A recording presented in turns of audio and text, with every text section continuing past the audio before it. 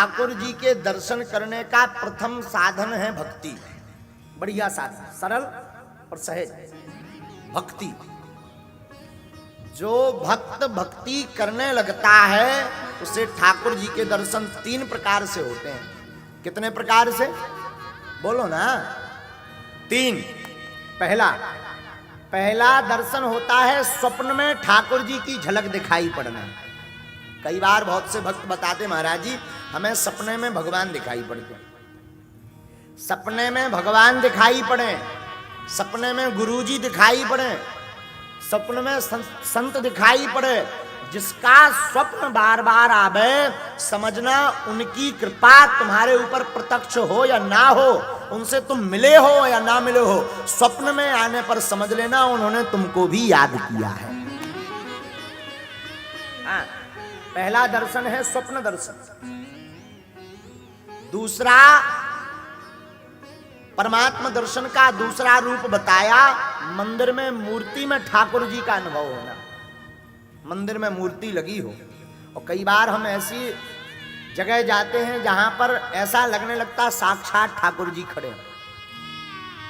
जैसे बागेश्वर धाम पर जाओ आप, तो ऐसा प्रतीत होता है कि साक्षात श्री हनुमान जी बैठ करके कुछ बात करने वाले।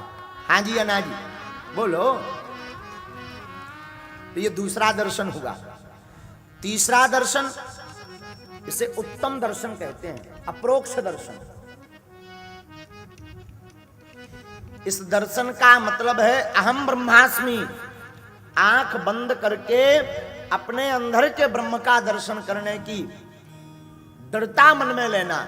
और जैसे ही आंख बंद करो गोविंद के दर्शन प्रारंभ होने लगे तो समझना आपको तृतीय और उत्तम श्रेणी के दर्शन गोविंद के होने लगे हैं। आहा, इसलिए मेरे साधुओं, श्रीमद् भागवत महापुराण भगवत दर्शन का एक ग्रंथ है, ठाकुर जी की भक्ति का एक ग्रंथ है। एक बार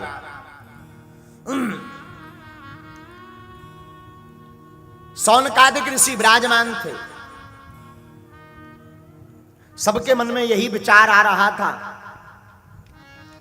कि भगवान के दर्शन कैसे होंगे, भगवान की भक्ति कैसे मिलेगी, और कलयुग में कलयुग के जीवों का कल्याण कैसे होगा। श्री सूत जी से प्रश्न करते हैं। श्री सूत जी आयु में बहुत छोटे हैं, सौनिक जी आयु में बहुत बड़े हैं, लेकिन भैया आयु महत्वपूर्ण नहीं है, महत्वपूर्ण है भगवत कृपा। कई लोग तो 40 साल के हो जाते फिर भी भगवान के सपने में दर्शन नहीं कर पाऊ, और प्रहलाद जी को तो 5 वर्ष की अवस्था में ही ठाकुर जी के दर्शन हो गए।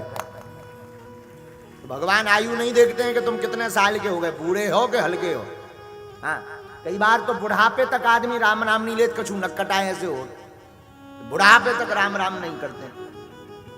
और कई बार छोटा बच्चा भी श्री हनुमान चालीसा का पाठ सुनाने लगता। तो महत्वपूर्ण यह नहीं है कि आपकी आयु कितनी है, या आपने किस आयु के गुरु से दीक्षा ली, या किस आयु के आचार्य की शरण में बैठे हो। महत्वपूर्ण यह है कि आपकी श्रद्धा कितनी मजबूत